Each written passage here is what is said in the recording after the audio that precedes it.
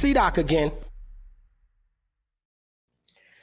Hey, what's happening, party people in the place to be? It is Tuesday night, around 9 p.m.ish, right here on the East Coast, and it's time for C-Doc again.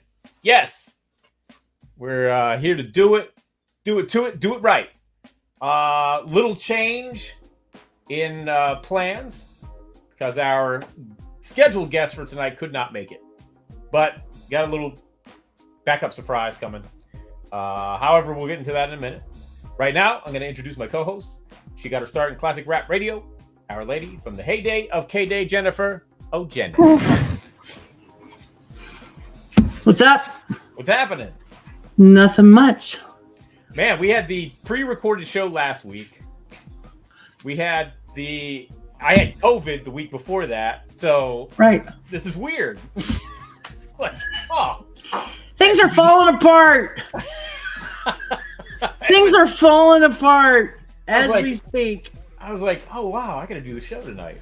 This is very strange. Yeah. Right? Yeah. But you guys held it down in my absence. We tried.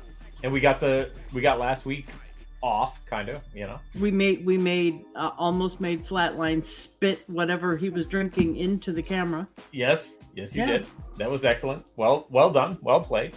Also joining us tonight is the man behind a fantastic podcast in its own right. You follow him on Instagram, and if you don't, you better, because don't be a sucker. The Culture Clip King, Ultramag 7. Don't be a sucker. Yo, dude, you're killing me right now. What? You're killing me. Okay. That T-shirt is bananas. Right? Isn't that great?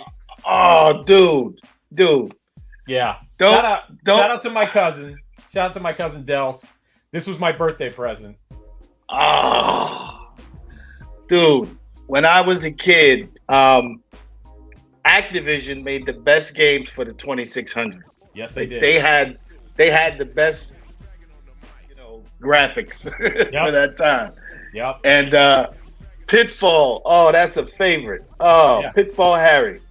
Yep. Yeah, favorite of mine too. Plus this is dope because it's the cartridge art, you know? Yeah.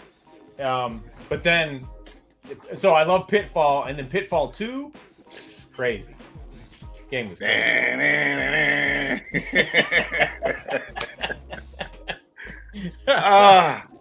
Yeah. Dude, you know who was in that commercial? If you go way back, Jack Black was in a Pitfall commercial.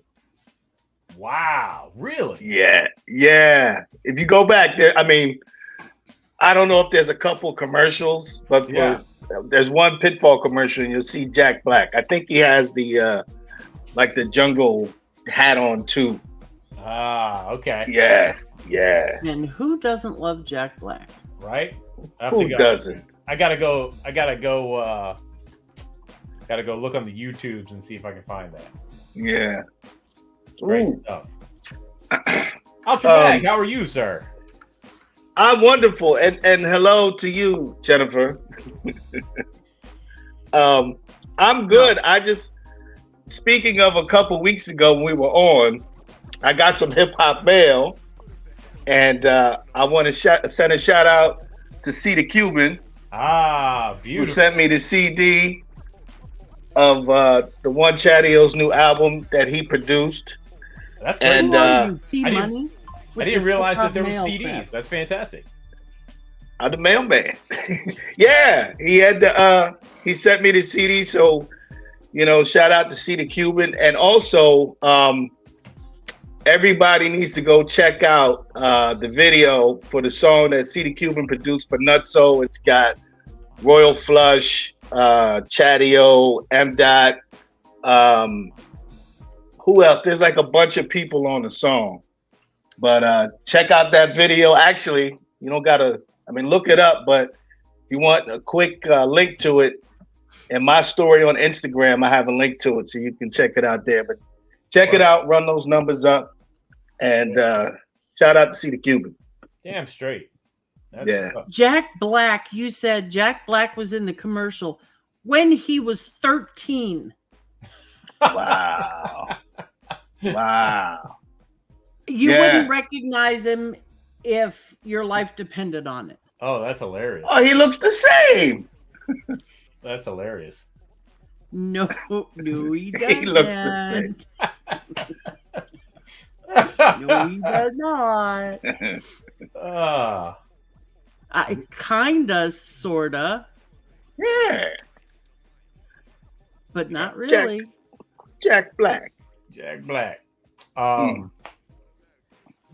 Yeah. Oh, Ultra. I wanted to, because I missed the Chatty OC the Cuban show. I had COVID, and Right.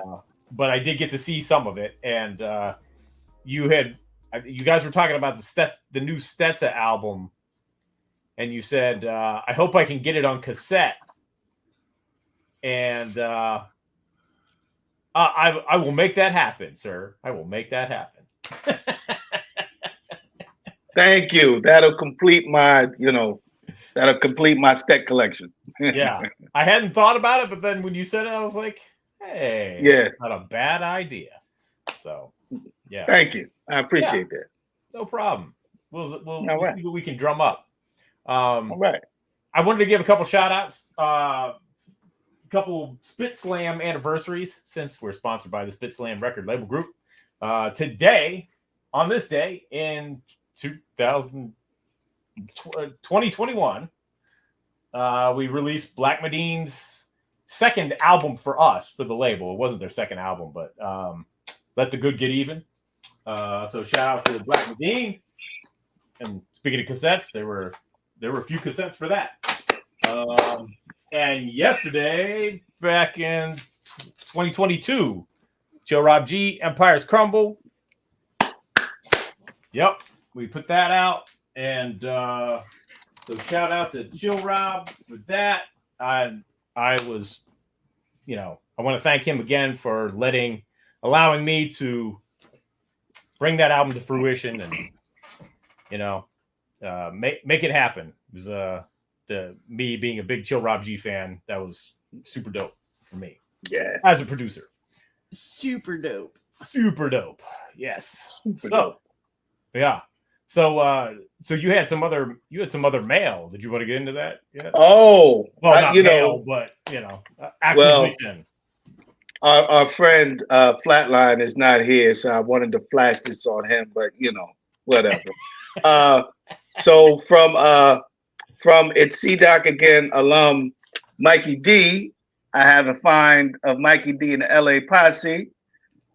Has some classic Paul C production, Mikey D, Paul C, Johnny Quest.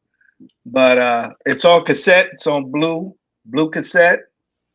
So I found this in Philly at Crate Diggers Records. Our homeboy DJ Soulbuck was spinning 45s, and I came across this, and I had to get it. That is a hell of a find, man. Yeah. Apparently, Soulbuck is watching us, but he had dental surgery. Oh. Okay. So we hope you get better soon. Yeah. Soulbuck. Right on. Most definitely. Yeah. Mm-hmm. I was just listening to because I have Apple Music. I don't know anybody out there has Apple Music, but I guess De La Soul has. Jenny? Have you heard the De La Soul podcast? I guess it is, or De La Soul Radio. No. Oh, AOI Radio. So yeah. There's one episode. The first two guests are Prince Paul and Queen Latifah. Super, makes sense. Yeah, really good. But yo, I want to tell you, they did a theme song for their show, right? And it is crazy. It's the dopest De La Soul song I've heard in a long time. Oh my god! Like the beat, they sample the theme song from Escape from New York. Woo! Yeah, that's what I'm saying. I was like, wait, is that? And then it comes. I'm like, oh my god. Yeah. Yeah. Shout out to Snake. De La Soul. Pliskin. Yeah. Call me Snake. I'm just going to show you a little screenshot here since you were talking about Jack Black. Oh, geez.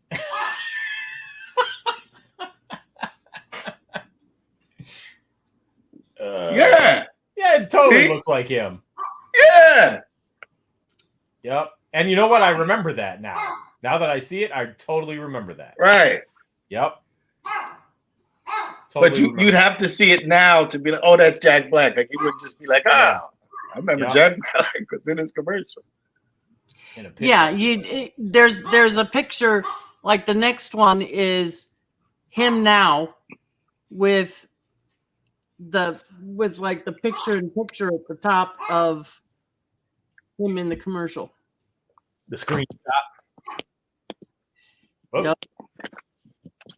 What happened? I don't know. Ultra is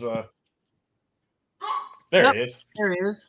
I'm sorry. This thing is annoying me. No, that's okay.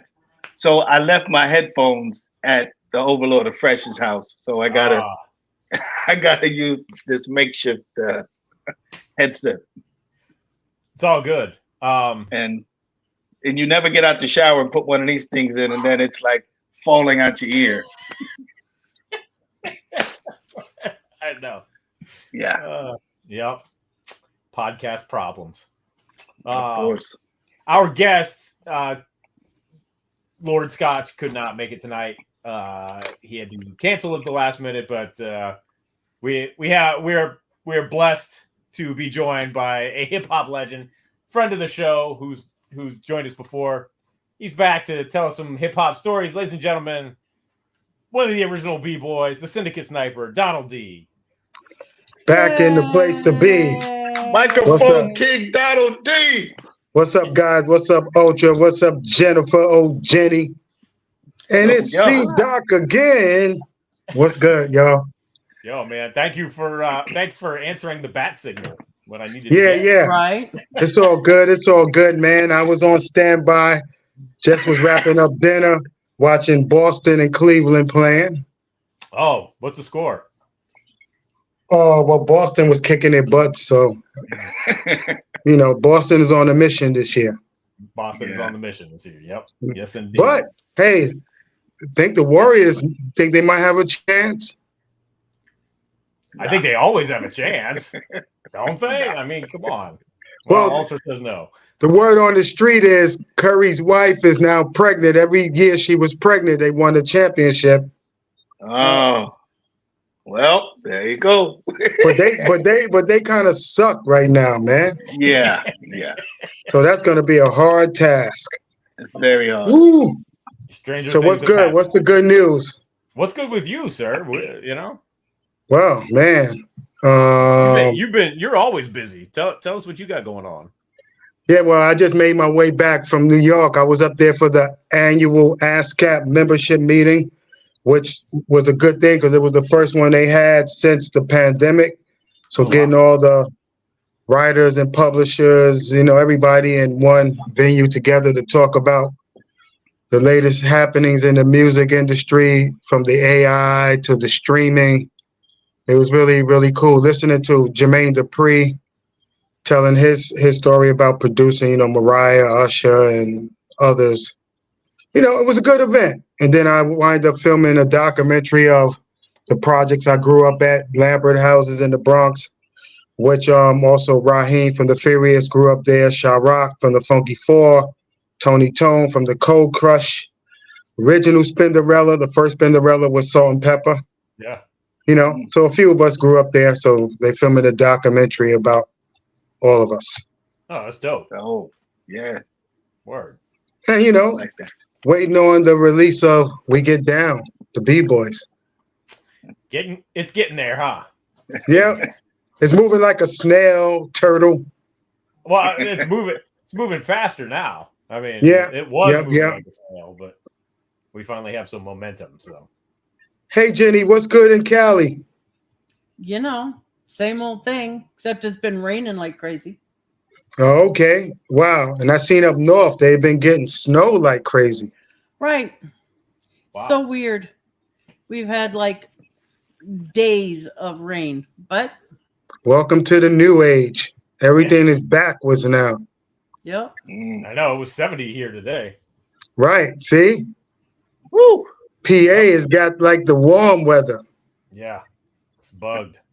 It's crazy. Crazy. See, Doc, I heard the Steelers need a quarterback, man. Wilson is available. Man, I believe in Kenny Pickett. I know, but Y'all don't want Sierra in town? Come on. I don't know. We'll see. We'll see. Where it's kind of a hot mess, but we'll see. Yeah. At least they got a new offensive coordinator. I think if that can't help things, then yeah, I don't know. Right. But I think that was the main problem. Oh, okay. Because it was just the schemes were ridiculous. It was like what Yeah. high schools didn't even run that stuff. It's like what the hell are you doing? Yeah. It is what it is. It is what it is. Where's Ultramag at? Where you located at? New Jersey. Oh, okay. In which part? Southern New Jersey, about 15 minutes from Philly. Oh, okay. Yeah. Yep. Jersey. New Jerusalem. Yes, sir. So who was the guest supposed to have been on tonight? Lord Scotch, 79. Who's that? Yep. He's go ahead, Ultra. He's a graph writer. Yeah, he's artist. graffiti artist, MC. He went to school with Slick Rick and Dana Dane, and he did the album cover for MF Doom's Operation Doomsday and stuff for Loud Records and MF Grimm, a whole bunch of stuff. So he's a fine artist, graph artist, all that. I should have known that when you said 79. Come on, who has names with numbers at the end of it? It's all graffiti artists, man. Yep. Yeah. Yeah. Okay. He has a bunch of different names, but yeah, Keo. Yeah. Wow. So he was around with Dane and Slick back in those days, huh? The Kango crews. Yeah. They actually, a lot of people have tried to say that he is the original white MC. So you don't know if that's factual or not, but Even so Beastie Boys said. Yeah, white dude. Wow. He actually he's the original white MC. So if you go back to Dane and Slick start, there is no white MCs. But him, Right. if he's the first. He went to school. He was a few grades below him, but MC Search was in that school too. But I don't think Search was rhyming back then. Yeah, okay. Right. Yeah. That's right. Search did go there too. That's right. What school was that? I think it was art and design. Oh, okay. Art and design. Yeah. Wow. Yeah. I've never heard of him as an MC back then, but hey, Well, if he was Frozen. there, Ultra's frozen in AI world. right. What the hell? That's quite the picture. There you are. Okay. I'm sorry. My Wi-Fi was switched off. He was in a group with Pete Nice. Oh, And, okay. But he didn't really want to record like that, so then he's the one that put it together. Okay. What is happening? He's the one that. We're switching sides. Yeah. Yeah, how'd that happen? He's the one that. He's the one that put Pete and Search together. Yeah, because it was him. You ever hear on the Third Base record when they talk about Cool Papa Shah? Yeah. Like I think it was them three or something like that, or it's like a beatbox and Pete and also Keo. No, Keo, and then Okay. I think he wasn't really into recording like that. So then he knew that Search had put out a couple of records, so he was like, Okay. why don't you get with this guy? And next thing they know, it's third base. Okay, so now I get it when you said that he did the artwork for MF Doom. Yeah. Because MF Doom was affiliated with third base and all of that. Right. So it all comes full circle. The one that actually made MF Doom's mask, wasn't he? Yeah. Oh, wow. Yep. See, we didn't even need him to come on. We got you. Okay. Hey, listen, I've been wanting to talk to this dude forever. Wow, He'll that's be here. interesting. He'll be here. He just won't be here tonight. Gotcha. Hey, shout out C the Cuban in the house. Yeah. Can I tell my Donald D story? I'm sure I told him a million times, but I love telling this story. All right, which one is this? This when I met you. So we met a long time ago. You probably heard this, or you might have forgot. It doesn't matter. But okay. But hold on. Donald, first of all, where do we meet? Where? New York? We met L.A. Okay, see. Oh boy. Here we go. It's a good story. It's a good story. Okay. But it's not gonna be a Africa Islam's house. No. This is among the reptiles. No. I told this before. We were doing a show. It was at the El Rey in LA. Damn, where's the El Rey? In downtown LA? Oh, all right. Jennifer would know better than me. Hold on, I'm trying to remember. The El Rey. Ooh. It's gonna be probably like down Hollywood, but towards Silver Lake? Down LA. Yeah. Right. Okay. That's all. Okay. Yeah. Okay. Yeah. All right. So we were doing a show, and we did a show with Kool Keith. So after the show, I saw Eva Lee. So just joking, I seen Eva Lee. So I'm like, I get starstruck when I see rap, people. So I'm like, yo. So I'm just joking. I'm like, yo, Eva Lee. I said, yo, where's your brother Hen G? He just points. He's like, right over here. And I'm like, oh, so now it's Hen G and Eva Lee. So we're going outside. And then I see Melly Mel. Now, come on. It's Melly Mel. So I see Mel. Now, I want to say thank you to Mel. Everything. You the dopest, this, that. Shake his hand. So I'm waiting for a chance so I could say something to Melly Mel.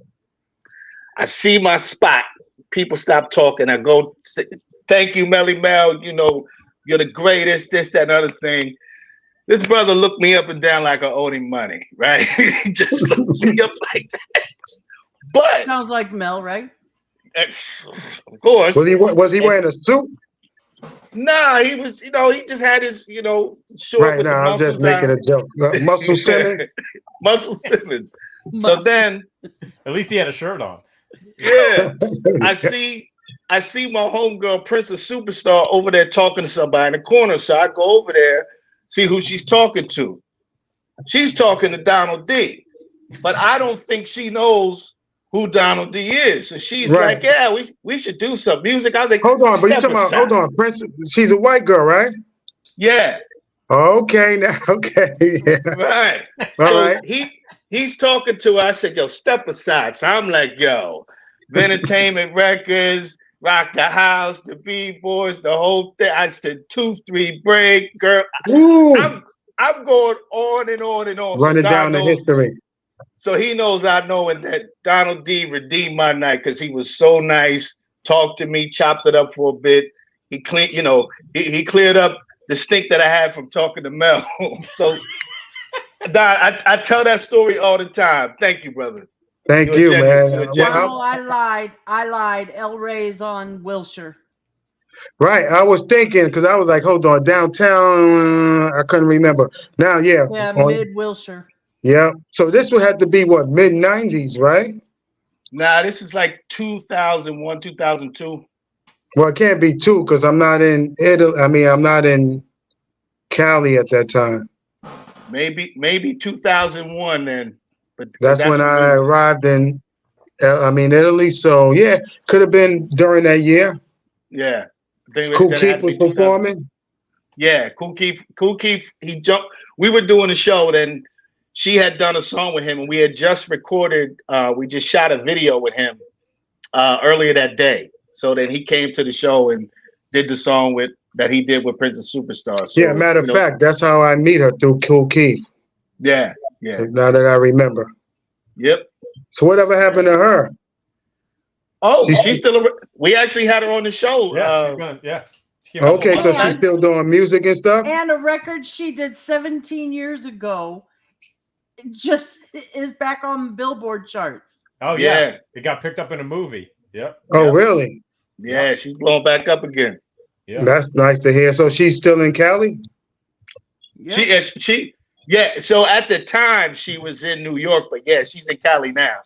No, okay. So she's on social media as her name? Princess Superstar? Princess Superstar. Yep. Okay. Yeah. Well, connect. We're trying to get her to do a new she and Ultra to do a new song together. So okay. And they on the road, right? Because I think Red Venom was with them the other night. Oh, yeah. Ultramag? Yeah, in England. Yeah. with Too Tough. Yeah, MCs. Yeah. Yeah, I just saw something like DJ Too Tough. Yeah. There you go. You the man. Like I already said, you like Felix the Cat, man. You pull out everything that's ready. Felix the Cat had everything in that bag, man.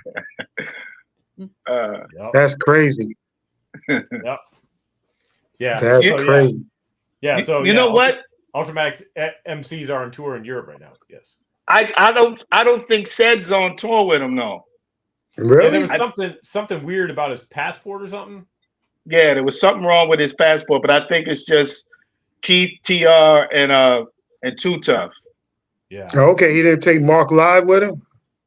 No, I don't think Mark's there now. Okay. Yeah. Yeah. Wow. Ced was supposed to be there, but he had posted something about passport issues or something like that. Said G. So the sciences. Yep. So other than that, man, I'm gonna be start doing some shows with Sonic Force, like as a member of them. Nice. Oh my God. I'll be filling in for for Globe. Because Globe having some health issues and things. So, Mr. Biggs and Ike C got at me and they was like, you down? I'm saying, and that's a funny story because I went on Instagram and I made a comment on Scorpio's page like, yo, if y'all looking for a fifth member, holler at me. Because Raheem started going back performing with them. Right. And, some years ago, me and Prince Whip used to do shows with Mel and Scorpion around California and stuff. So, they have Barshawn is one of the members, and I was like, yo. So I put that up there, and then a few hours later, Ike C just happened to call me asking me if I'll be willing to do stuff with them. And I was like, hell yeah, man, y'all family Zulu, man. Yep. I just had to go back and start thinking about the songs. Because, I had, before all of this stuff came out on BAM, I was touring with BAM in Europe, so I would perform the Planet Rock song with him. So I was like, okay, when they asked me about doing this, I was like, damn, I got to learn Looking for the Perfect Beat, Renegades of Funk, Zulu War Chant, just some of the other classics that they got going on. So yeah. Might have to come out in some Globe costumes or wear the feathers, man. Put on powwow Indian. You gotta put on powwow's uniform. Yeah, something, Take it back to that time period when artists dressed up like the Village People or something, man. I was gonna say when they all look like disco balls. Yeah. Earth, Wind, and Fire. Early Isley Brothers, Parliament, take your pick. Yeah.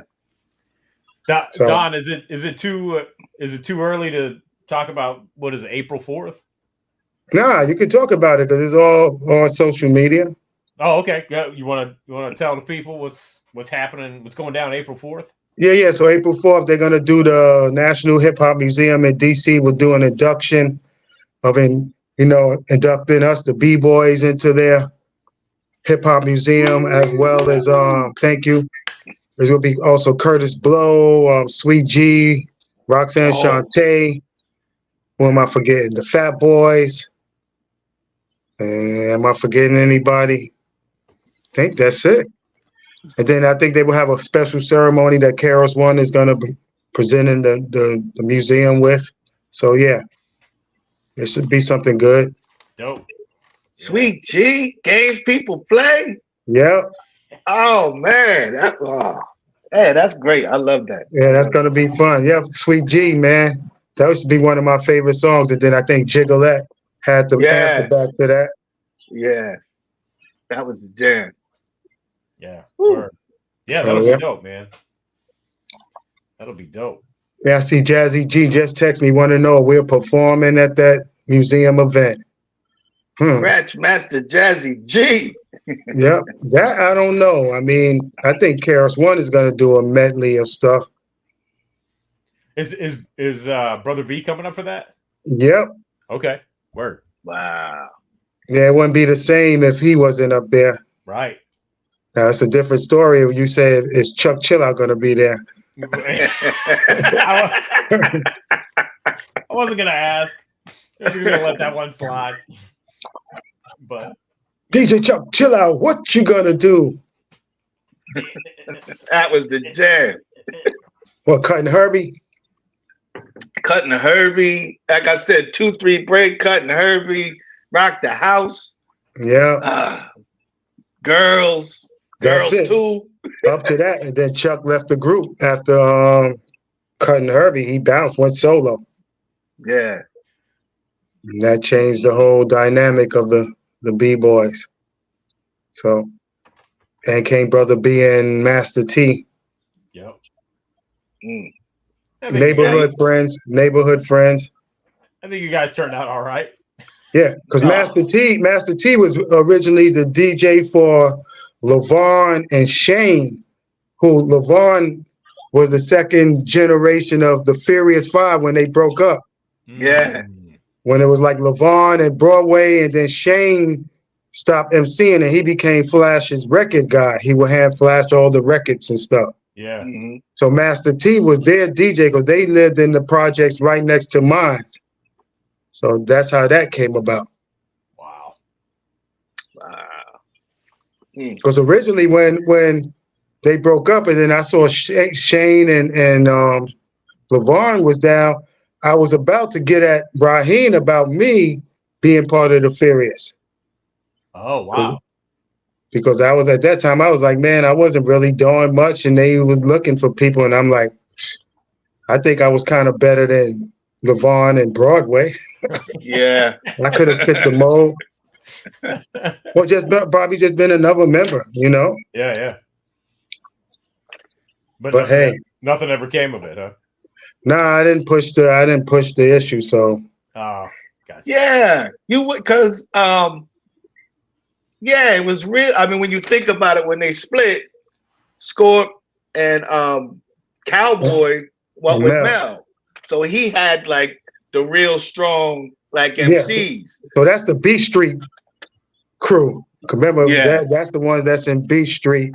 Them three. Yeah. Yep. Wow. Crazy point in hip hop history. Yeah. So, yeah, you ever read? I don't know if you ever read Grandmaster Flash's book. Yeah, because if you read it, he'll tell that whole story on how they got split up by the company, Sylvia Robinson. Wow. You remember Mel? They went to court to sue for who can own the name Grandmaster, and that's how Mel gets to be Grandmaster Melly Mel. Right. Some crazy stuff, man. Wow. Oh man, that's crazy. Wow. So that's why you see, as years went by, Flash started touring all over the place, and he never had them come back and be part of him traveling. Because to the public, especially in Europe, it's called Grandmaster Flash, so they don't really know who the voice is unless they probably really are hip hop fanatics. Right. Flash will be up there performing White Lines and The Message. But the group is called Grandmaster Flash anyway, so. Right. Yeah. It's like the Temptations when there was 3 Temptations, I guess, groups. Right. Right. Well, there was two groups of Sugar Hill Gang at one time, right? Yeah. Yeah. So that's how it goes, man. Why can't we all just get along?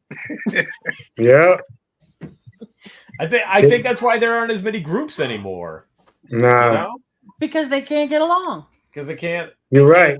iron that shit out. And some of them are still fighting over 40 years of drama Yeah. Right. when they could get Right. money together. Yep. Yeah. But they can't get over crap that happened 30, 35, 40 years ago. No. You know what? I'm gonna start my own show called "It's C Doc Again and Again." I'm going solo. Like, what's up with okay, what's the one? All right, what's the one that left Stetsasonic? He don't travel with them anymore. Fruquan, Yeah. So DBC, which one? Well, both of them. no, well, Fruquan. So he never decided to come back.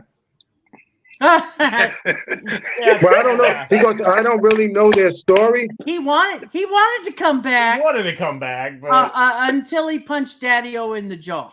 yeah. Okay, so that something happened like that. They went into a boxing match. Yeah. Yep. It was a sucker punch, but yeah, okay. So Yeah. so is he not? So he's not part of the unsung story then? Oh, he's there. He's in it. Yeah, he's in He's it. on the unsung. Yeah. Yeah. The only Okay, one because who's I mean I not- haven't seen it, but I've been seeing them promoting it. Yeah. It's coming. So okay. It's coming out in Comes April. April. Oh, 14th. okay. So all right, so he's in it. So everybody's in it. The Except- only one who isn't in it is DBC. It's DBC, yeah.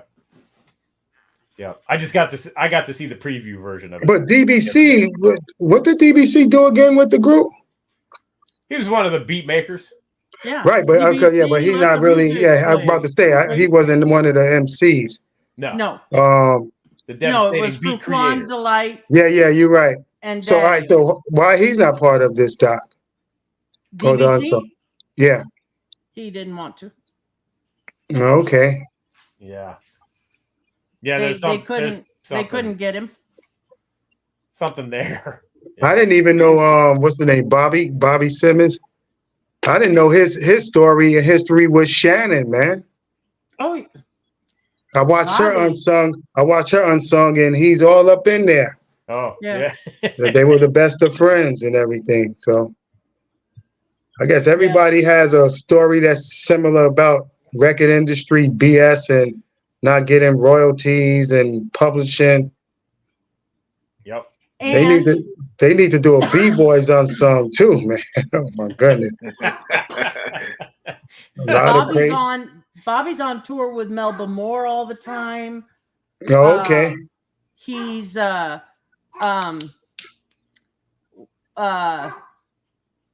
who's the guy they brought in to sing? Come on, From what group? Stet? Stet. Oh, they got a singer in the group? Huh? What song are we talking about? Anniversary, I think. Oh, Stetsasonic What has was a song his called name? Anniversary. Stetsa Yeah. Anniversary, yeah. And they have a Yeah. singer on it. Yeah, and I can't. His name. It was like, was it Kash? It's not Kashif. Who No. is it? Tony Minaj. No. Oh. No, it was somebody. But it's not that song. Like a known person? Yeah, a known like late '80s, early '90s R&B singer. Name escapes me right now. I don't know, Christopher Williams. He does a lot of stuff with him too. Oh, you talking Oh, about okay. Lilo Thomas? There you go, Lilo Thomas. Thank you. Okay. Here we go again. Rice Okay. from Spit wants to know what my little buddy's name is. Oh yeah, you My didn't little do buddy. the intro. You got to do your intro. My little buddy's name is. Well, do we want his real name or his rap name? Well, his rap name, of course. Both of them. His name is Stuart Percival III.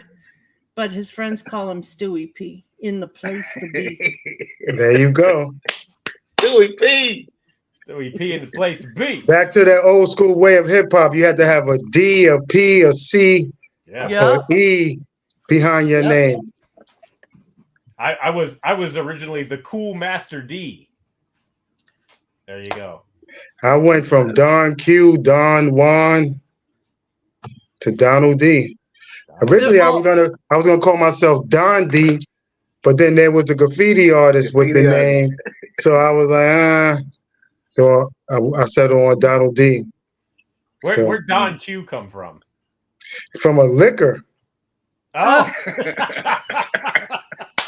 I heard he saw it, a liquor. They used to drink it, and I was like, Don Q. And just Juan, because Juan rhymed with Don. So yeah, Don Juan. Yeah, right. It's funny when a lot of artists go through their original name. I think I was listening to Busta Rhymes tell his story of his first original name, and Chuck makes him change it. Yeah, Busta Rhymes. Yeah. And what was Daddy-O's original name? Dr. On. Dr. On. Really? Dr. On? Yeah, until he met the Stetson brothers, and they said, "What the hell kind of name is that?" No, your name is Daddy-O. And you're gonna rap like this. Makes you think of what's the movie West Side Story? Because that was the slang they used in there, Daddy-O. So funny because I remember Daddy-O sending the cassette tapes up to WHBI to promote the show, rhyming. And Islam will play it over on the show. Or Craig G calling up to the station as a kid. I was gonna say.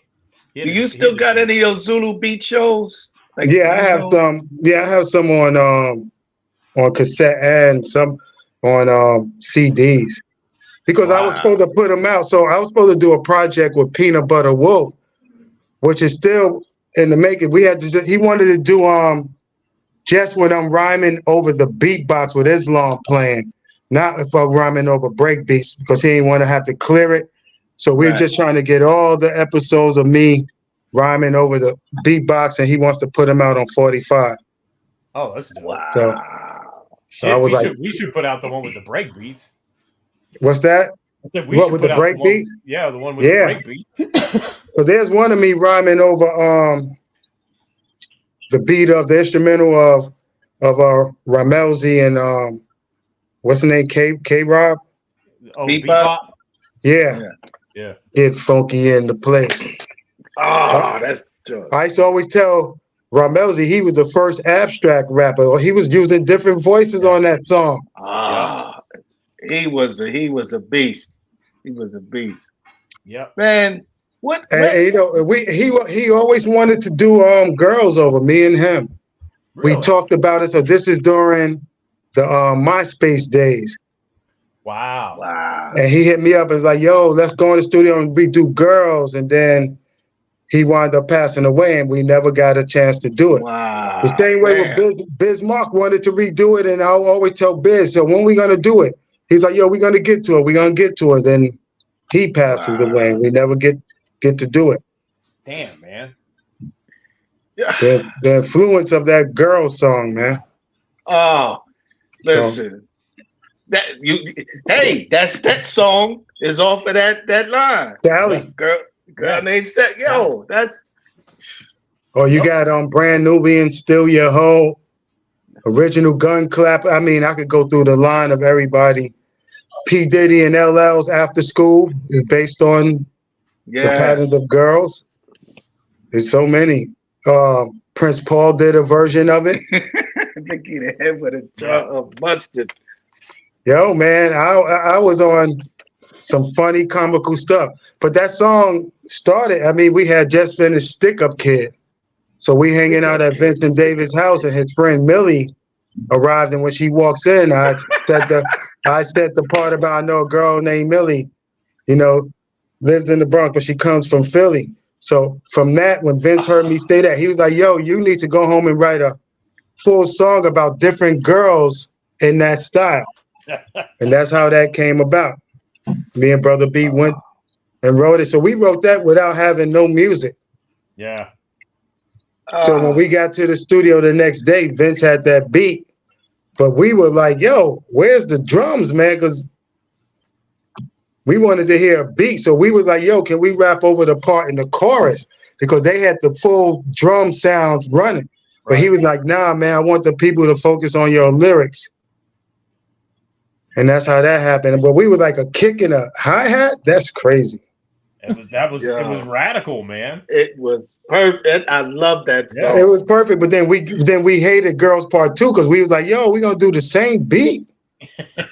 So we was bumping heads with them because we was like, yo, give us a beat like the Boogie Boys, Fly Girl. Give us something that people can dance to.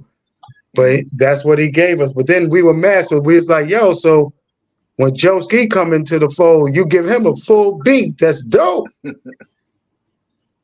So yeah, crazy time. Sad thing is we didn't get a chance to do a full album because he was on some BS about with the contract. He didn't want to do a contract. He was like, "Yeah, just record the album and we'll get to the contract." So me and Brother B was like, "Man, we ain't gonna do it without a contract." So at that same time, Joeski Love song blows up. So then we basically get pushed to the side. Yeah. Right. Then a lot of other things come into focus there. I think In Touch come into the mode. Then Keith Sweat comes in. So that was that. Yeah. So it's only been almost 40 years, but you guys finally got an album on the way. Yeah, the B-Boys thing, yeah. Exactly. It's only been 40 years. Yeah, it's only been 40 years. Yeah. Well, we get it out. Hey, we get it out this year, it'll be 39, right? So. Yeah. Yeah. You know what, Don? Thinking of back, we're just going back a little bit when you was talking about WHBI and something I haven't seen. Like we had the whole 50 years of hip hop, and now I don't hear a lot of people or anybody, maybe I didn't see it, but reach out to C. Divine and Just a Lot of Superstar. Supreme Team. Like, are you, come on. Back then when you think it was fun times at that station because you had them, then you had Special K and Teddy Ted, then you had us up there. So it was like, it was fun times up there, man. And I used to love listening to the Supreme Team show. Oh, I got some of their shows, and I get in the car and listen to them, and I'd be jammed. You know, when like C. Divine would sing the songs, and that was a great show, man. That was right. Be waiting. Then when they did the joints with Malcolm McLaren, that was even out of here. Right. Out of here. That's what I was just gonna say. Out of here. And then I don't even think they collect publishing or royalties part of that. I mean, now they could probably own the publishing. Right. You know, hopefully they got it, but I never seen them on the hip hop scene no more. After, you know, I think they still a couple years ago they were. I think they got back together and was doing the show. They were doing the Supreme Team show because there was something online, but I believe they're both still here. I'm like, if they around, man, come on, them dudes were incredible. Yeah, man, they were innovators, man. Yes, especially they brought the whole 5% thing to the airwaves too. Right, Alon Justice, they're singing that song. Just the law, the superstar, world. Oh man, that was the first time I heard of like because I was like, I didn't hear all that type of stuff in Jersey, like Just a Lot of Superstars, C. Divine, the Mastermind. So they were talking about the mathematics of the day and all that. So that was the first time me hearing that. So I'm like, wow. Hey man, I always say that 1983 time period was a beautiful time, man. Because that's the shift of hip hop leaving out of the inner cities, going into Midtown Manhattan. You know, the disco was kind of dying out, and now It's the combination of hip hop and punk rock. Yeah. And how Brocked Out Bob put me up on the dance interior. So we would go there. He'd be like, yo, there's these white boys up in there trying to MC, which turned out to be the Beastie Boys. And we'd go up in there and be on the mic battling them dudes. And then, you know, they come out with the Cookie Puss song, which we was talking about, yo, that shit is garbage, man. It's garbage. You know, but, you know, it was a fun period, fun times, man. Just the Roxy's, when you think about the Roxy's of the who's who that was in that Roxy's club, man, was crazy. Yeah. And I think back, I was telling a friend of mine, I said, that's the first time I ever had a mixed drink, was drinking at the Roxy's. Really? A slow gin fizz. Wow. And I still have the memories of Madonna begging me to tell Islam to play her music, her 45. And he's like, yo, it's going to kill the dance floor. Nobody knows your music. And that became some of her biggest hits, man. Wow. Yeah, I was gonna say that early stuff. Those were big singles when they finally dropped. Because at that time, man, everybody. I mean, I think that during the night, Islam would play. I think Billie Jean got played the most. Oh wow! Probably at least 20 times. You know. Yeah, wow. that break at the beginning of Billie Jean was. I used that as a rhythm scratch for years. And just walking around the club seeing Billy Idol and David Bowie and The Clash, you know, Malcolm McLaren, Wow. what's her name? Nina Cherry. Damn, it's the who's who. I mean, damn, what do you? What's their names? You had Deborah Harry. Yeah. What's her name from the Eurythmics? Annie Lennox. Yeah. Yeah. It was just, man, how it merged the hip hop scene and the punk rock and all of us having a good time. Wow. That's like crazy. young teenagers and grown-ups are actually partying together. Wow. That scene was incredibly unique, man. Yeah. But did Islam have the typical jar of sunflower seeds? Nah, back then, nah. This is pre California is. We're in punk rock and spikes and feathers and leather boots and leather pants and jackets. You know, the height of Cold Crush, DST. Yeah, I mean, come on, celluloid records. DST. But you know about the jar. I know you know about you remember the jar. Hold on, which one? I don't remember. Jar of sunflower seeds. That he used to have up in Beechwood Drive? Constantly. Yep. Mm-hmm. Yep. Among snakes crawling around and big lizards. His had the animal kingdom, man.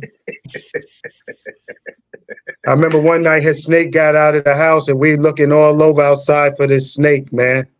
Oh, geez. Giant snake. Why do I remember that? We looking under his house. Yo, I mean, I don't know. I remember at least hearing about it. I remember that.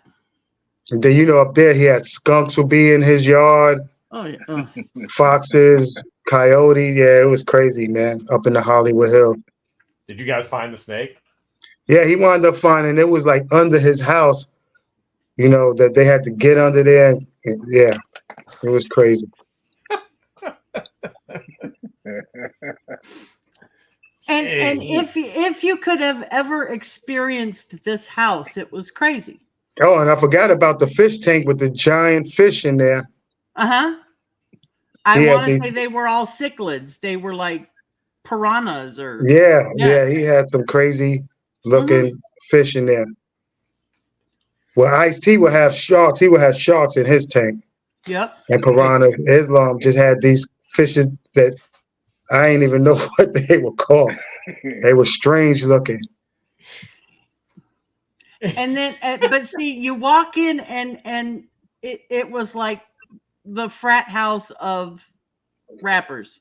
Yeah. With all And the they were Iceberg Slim always books and yeah. right, and they were always sitting there playing some video game. Well, you talking about that Always. time? So we got, is it Sega? We playing Techno Bowl was the first football game, which we used to have it set up in the club. If you remember at the United Nations, we had a game room and everything. Yep. Wow. But you walked into this house and somebody was there.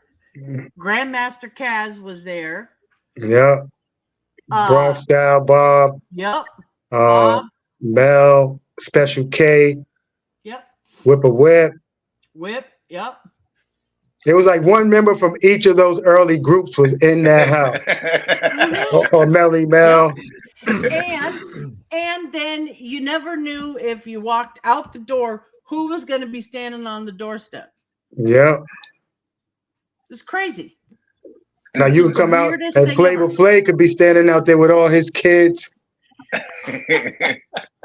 I remember one time Flavor showed up, so we were gonna go out to eat. So Flavor has his kids, and he's supposed to be following Ice-T. Then he just smashed into the back of Ice-T's car and wrecked it. And Flavor's like, "Oh my," he was bugging out. Flavor Flav on a hike tip. It was the craziest.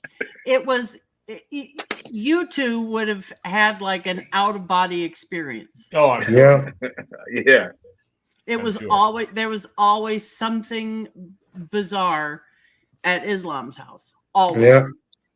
And Islam lived right down the street from Ice-T. Yep. Ice's apartment was just up the street. And where were you living at that time, Don? I'm on more of like over there near La Brea. All right, so when I first get to Cali, I'm living in Long Beach. So I'm still on my New York state of mind.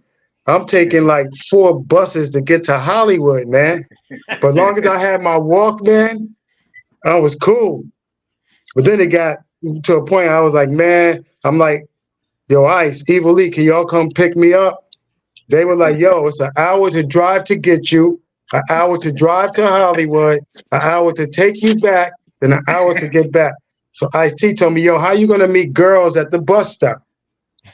And then, because I didn't know how to drive or none of that stuff, man. So he took me to one of his boys, Irv's auto shop, and he was like, yo, let's test drive this car, which was a Porsche. And I'm like, yo, ain't this car fast?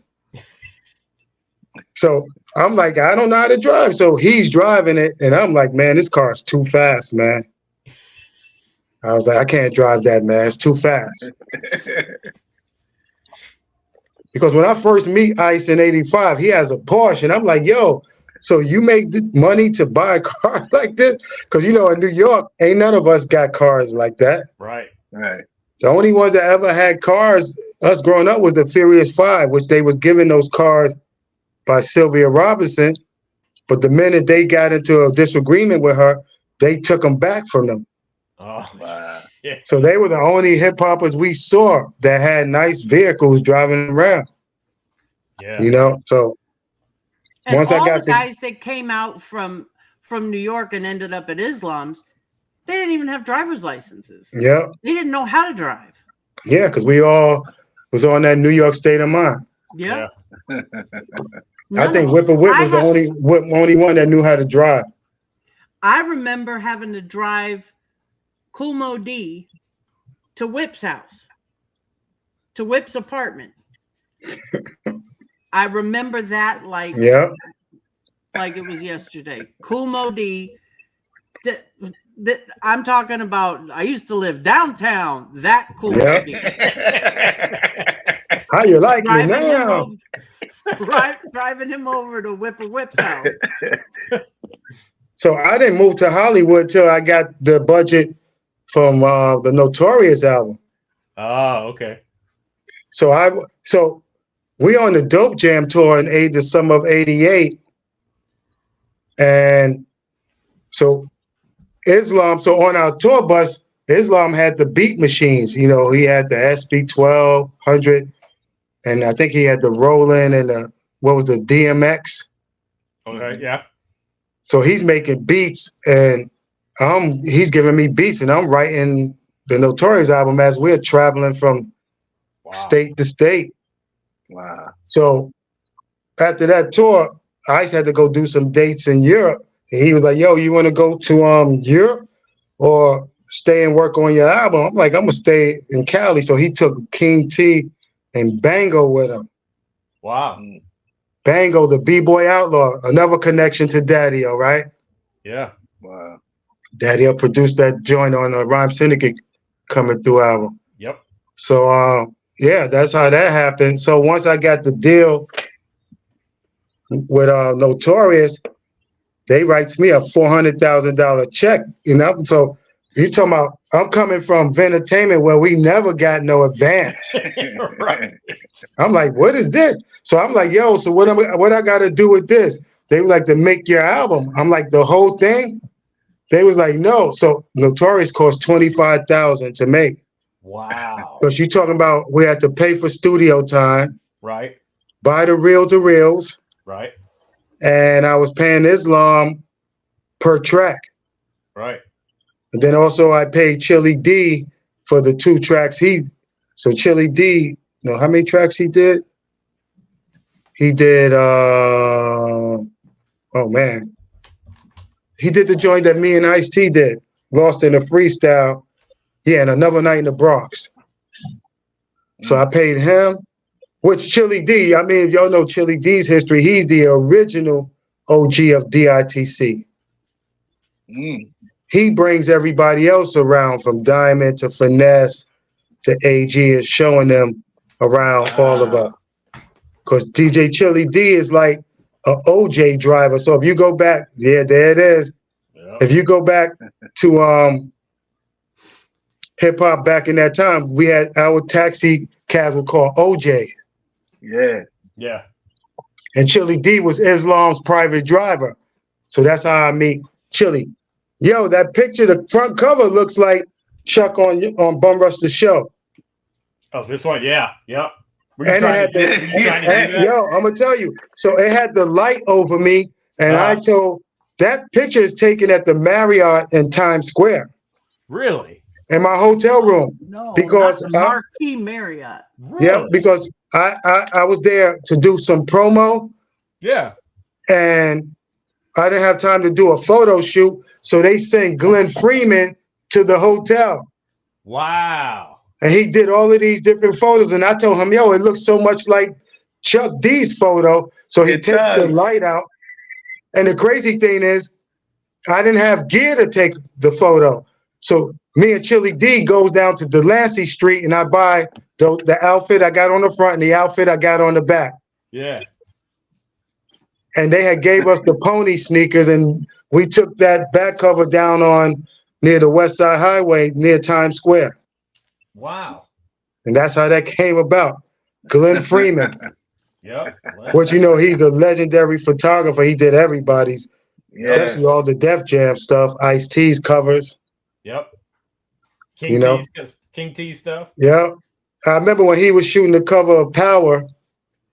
So if you ever watch Ice-T's long form video, when they show the video of him shooting Power, his hand is shaking because he's scared to focus the camera on Darlene's butt. And Ice-T is telling him, it's only just a butt, man. It's only a behind.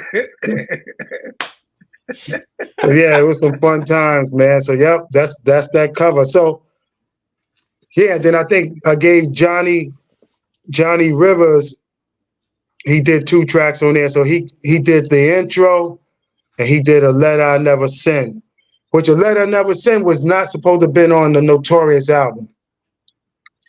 They were clowning LL about I Need Love song. Yeah. They was like, yo, man, that joint is whack, blah, blah, blah. And I was telling them, man, yo, you know, it ain't that hard to rap in that style. Right.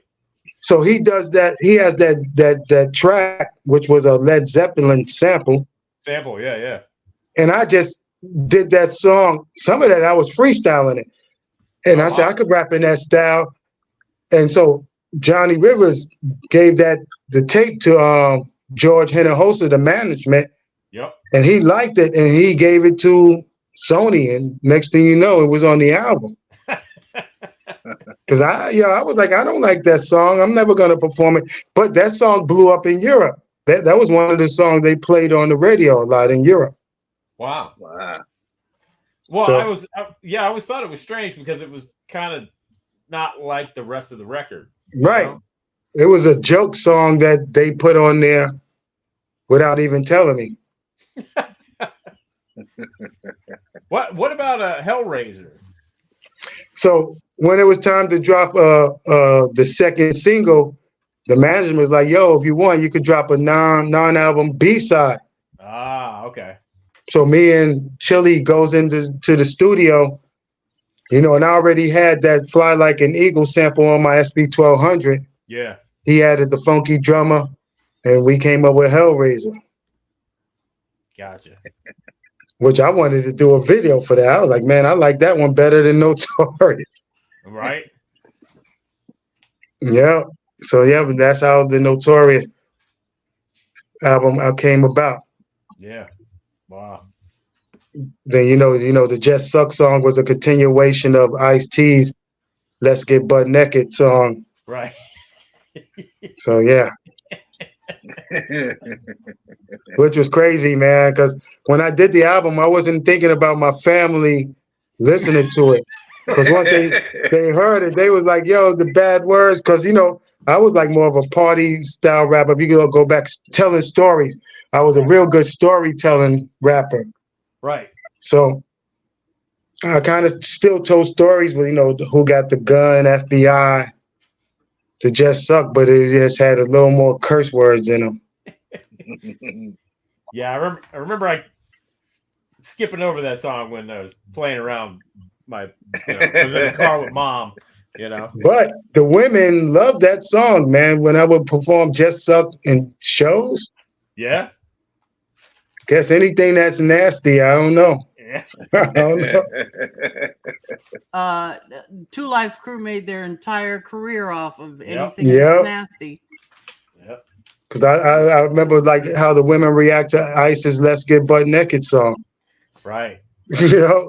Right. They The one love we that could song. never play on the radio station. But in concert, they went bananas. A lot of fun times, man. Touring, especially. The majority of our tours, we was on tour with Public Enemy most of the time. Right. And it's funny because I meet Chuck when he interviews us, the B-Boys, on his radio show. What, Spectrum City? Yeah. Yeah. Yep.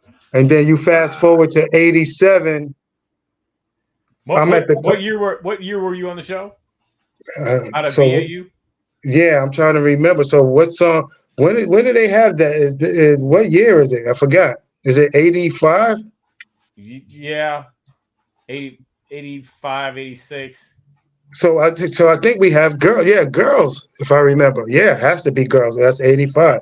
Yeah. Wow. If I remember. So you go to 1987. Me and Chili D goes to the concert. We at Madison Square Garden. So they add BDP to the show because Scott LaRock got killed. Right.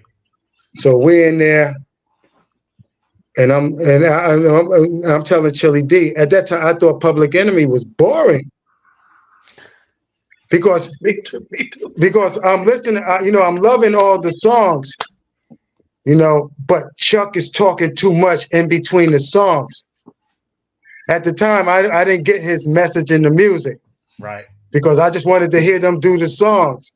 And I was like, oh, man, this is dragging on, man. So I remember Dougie Fresh was supposed to have been on the show, but then he wasn't because he was supposed to have been the connect to me getting tickets to get in. So we had to pay. So I told Chili D, this is the last time I'm ever paying to get into a concert. And I said, somehow, some way, we got to get on a tour like this next year. because that show had LL was on it. It was PE, Houdini, Eric B and Rakim was on it, and then Boogie Down Production. So yeah, the next year we wind up going out on the Dope Jam tour. So we go on that tour, and then the winter tour, it was the Bring the Noise tour. Wow. So and then from there we was on mostly all the PE tours. We toured Australia with Public Enemy, did European dates with PE. So I got to know them well. The S1Ws, Chuck, Griff, Flav, Drew. Drew. Yeah. Drew. Yep. In which most of the guys live down here in Maryland now. So, you know, they all are down here. The majority. Yeah. A lot of them do. Yep. We'll have James Baum on next week. I was just going to say. Yeah. Yep. James, got to get them all at Pop. Yeah. James is doing music, right? Yeah, he does a spoken word stuff. So we just put out a second record, and so he'll be on to talk about that. But they're working on they're working on a documentary, the S1W. So eventually I would like to get them all on the show once they get that. So they're filming it themselves? Not themselves, but well, I mean, I guess, yeah. Like independently, yes. Okay. Yeah. And Griff is involved in it? That I don't know. I don't know a whole lot about it. So, you know. Henji is watching, somebody just said. Henji? Henry, if you're What's out in there, the mood with Henry G? Spin Masters. Busted loose.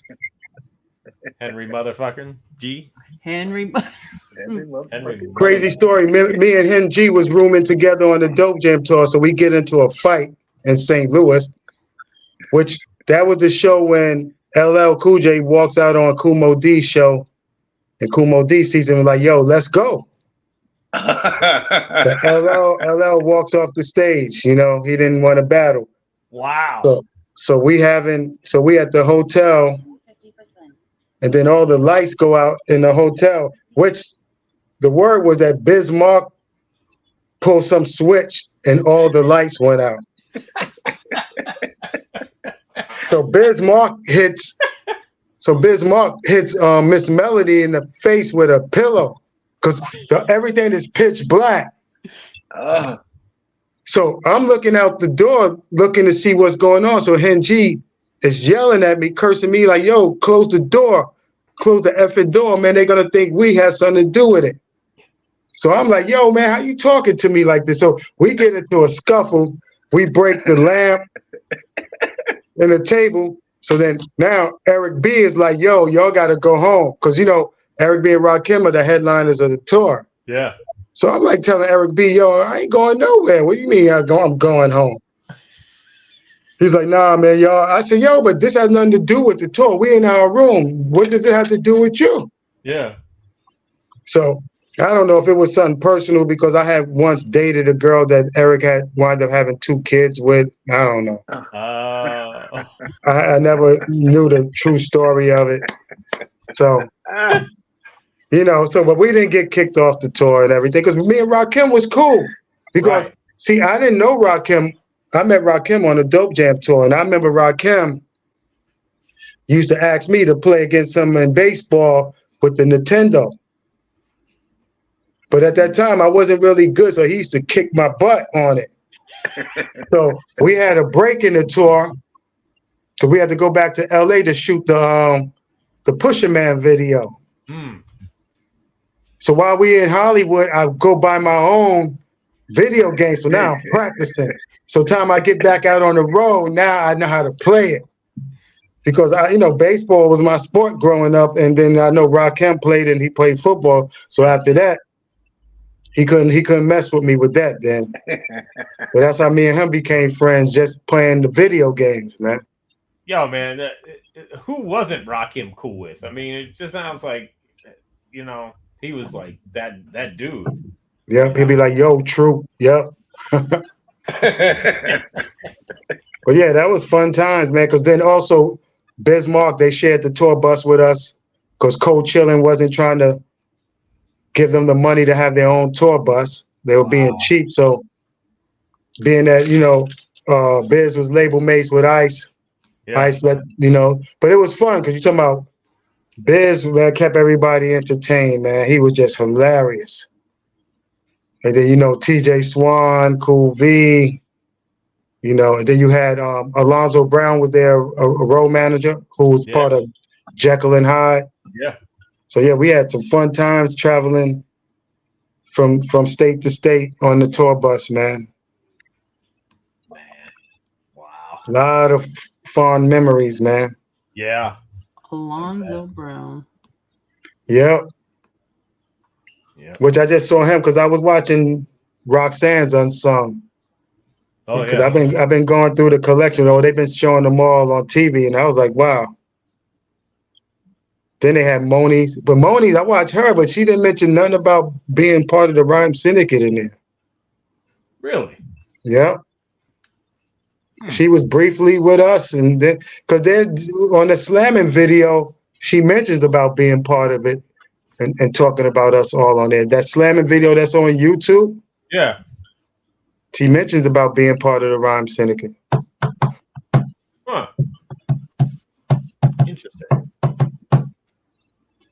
Yep. Because the original member was Nikki D was down with us before we really blew up, but then she left and went to New York. Right. And then she gets down with Def Jam, and then we wound up bringing in Trouble. Yeah. MC Trouble. R.I.P. Was part of our crew. Yeah. Then later we bring in Funky Gripster. Yep. Shout out to Gripster. Yep. Yeah, you gotta get it. Yep. Gripster. She's been on the came show. on that same time. He was on that show. Yeah. Oh man, yeah, I'm tripping. Yep, I forgot she was on. Yep. Yep. I had to think about that for a second. It was like, no, wait a minute. Yeah, I was gonna say, because we're a little Rhyme Syndicate reunion. And Nat the Cat. Nat the Cat. Yeah. Still trying to get Nat the Cat because he has a whole bunch of unreleased songs in his vote that he should put out, man. Saying, bro. Sitting on them or even making an album. I always tell him, man, he cheated the world because Nat was a real dope MC, man. He was the one that would always show up for the guest spot, and then we'd be like, "Oh, all right. So when's the Nat the Cat record coming out?" And then, he just really only did one official song off the compilation.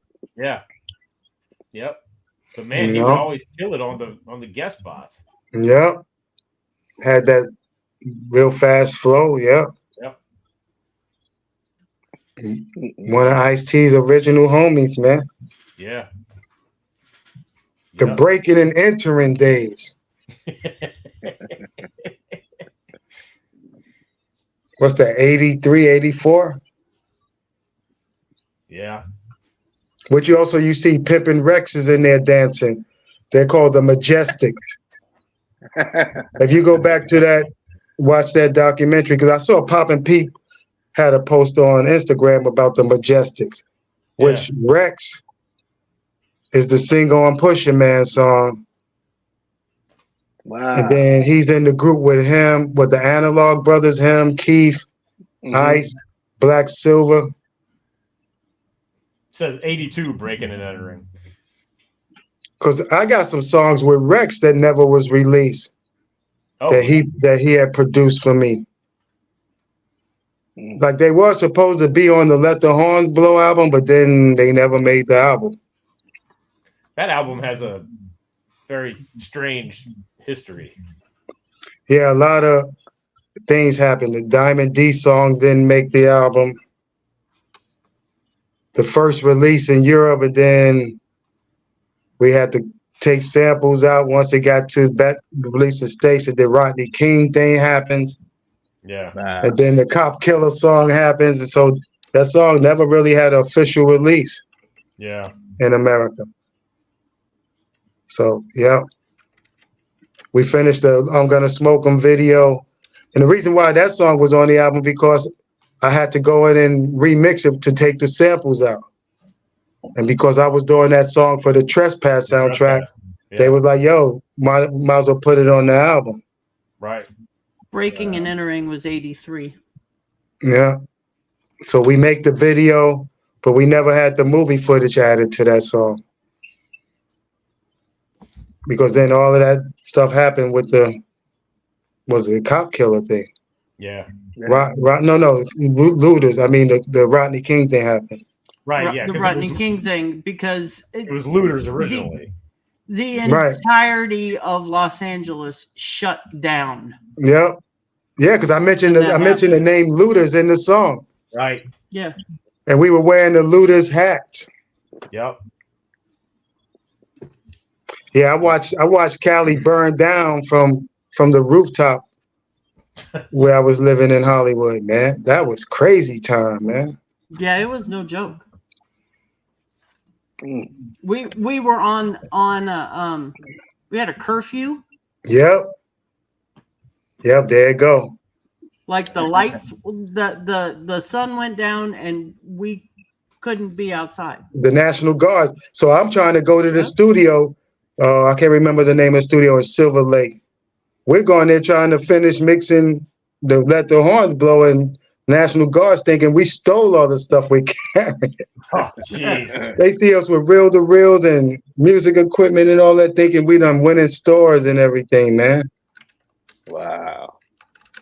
They're like, it's a curfew out here, man. And we like, man, we trying to go to the studio, man.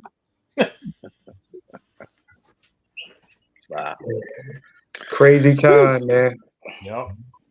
So I got to get this documentary done, finished. Yes. Talk about all of this stuff. Yep. Yes, indeed. Was it the highs and lows of my career and just the hip hop in general.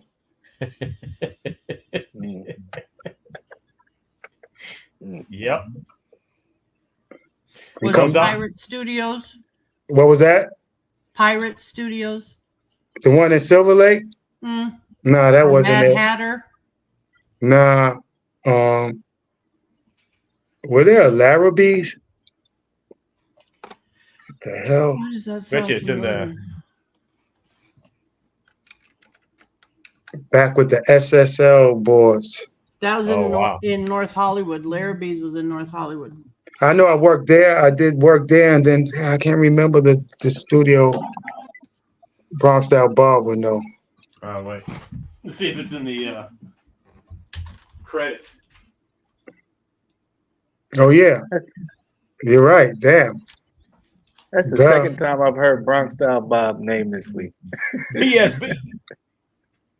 Yeah, Bronx Style Bob was the dancer. He was down originally with Mr. Wiggles and them crew. Fable. Yeah. Wow. Funny thing with that album, they wanted me. So originally, I wanted to release Let the Horns Blow, but then they wanted to go more with the R&B-ish stuff. So they were like, oh, let's do the New Jack Swing thing. Because originally I wanted Bell Bid DeVoe to sing on those songs, but they were on the road. Because Ronnie DeVoe is a good friend of mine. So I wanted them to sing on Fine Girls Are My Weakness and She Gets Buck Wild. So that didn't happen. So they wanted me to dress up. So I even did a photo shoot with me dressed up in a suit with pretty girls all around me.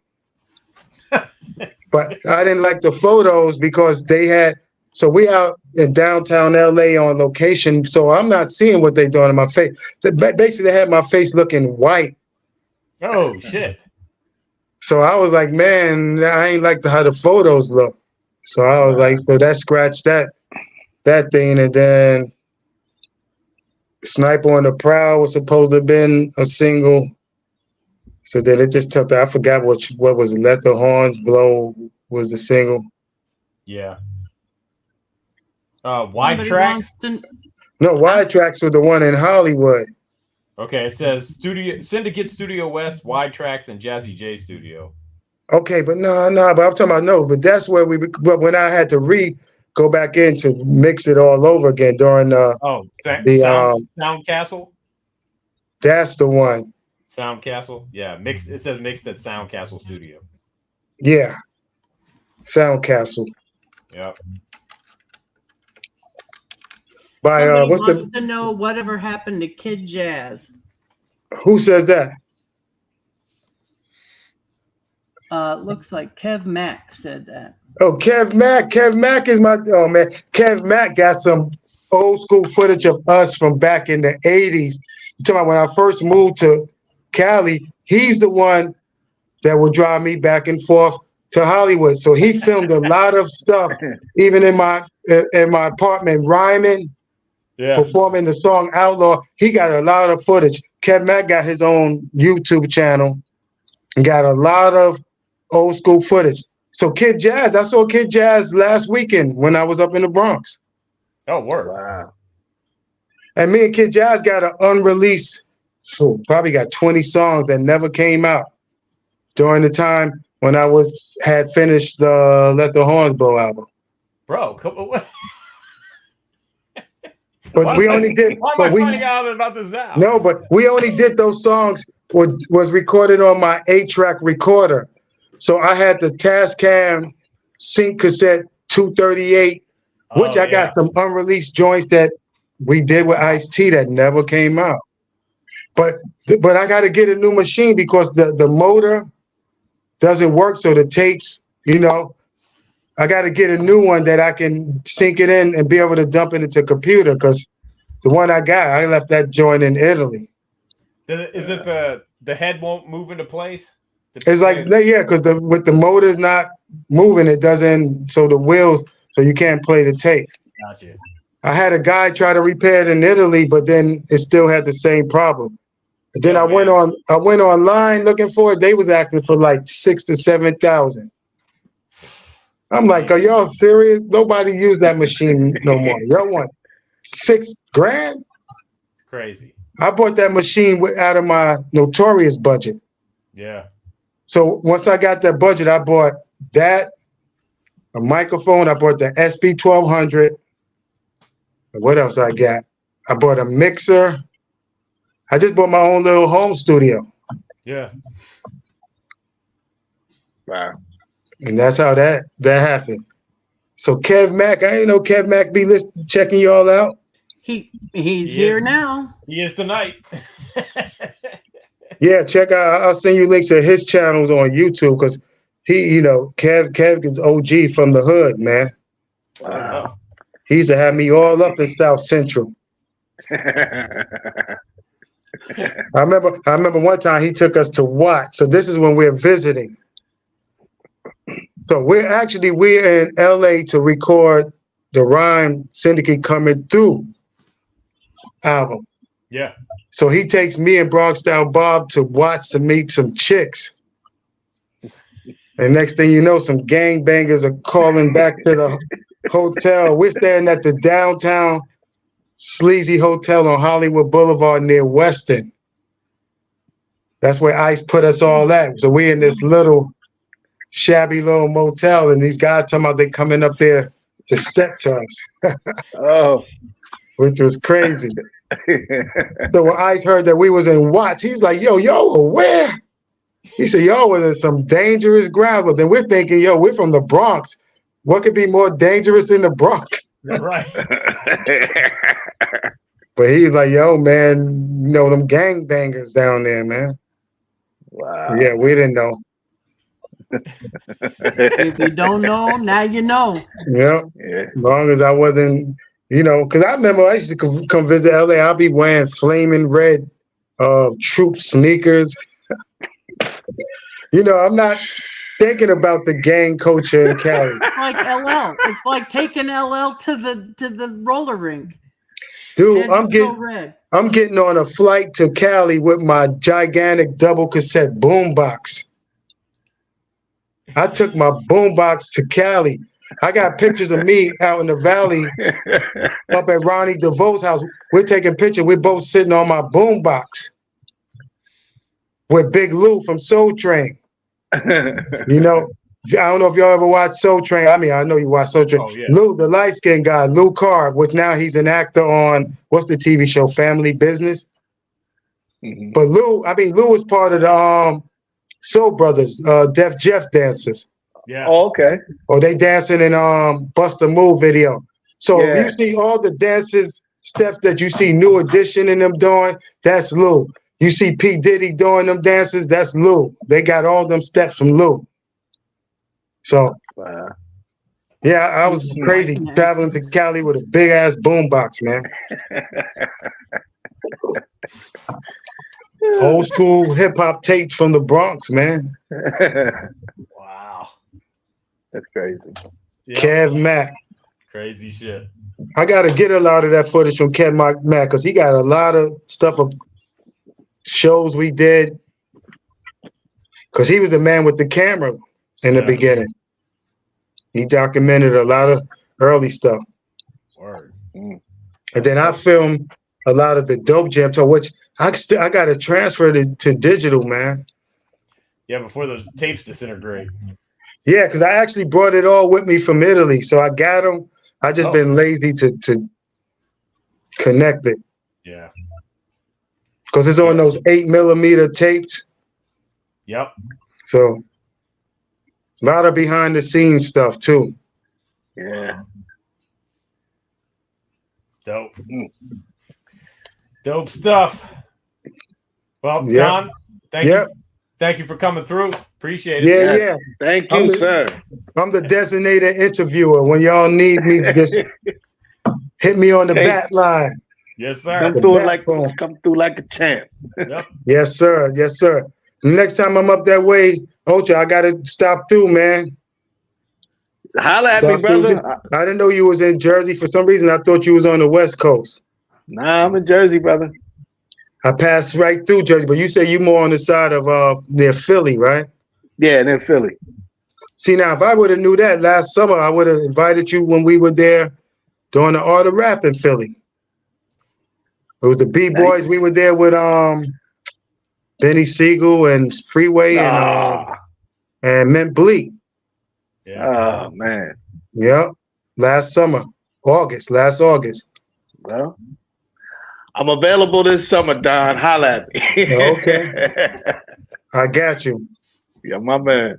All right, y'all. Y'all have a good evening. You too, Don. All right, Thanks brother. for coming through. Thanks. All right, Jenny.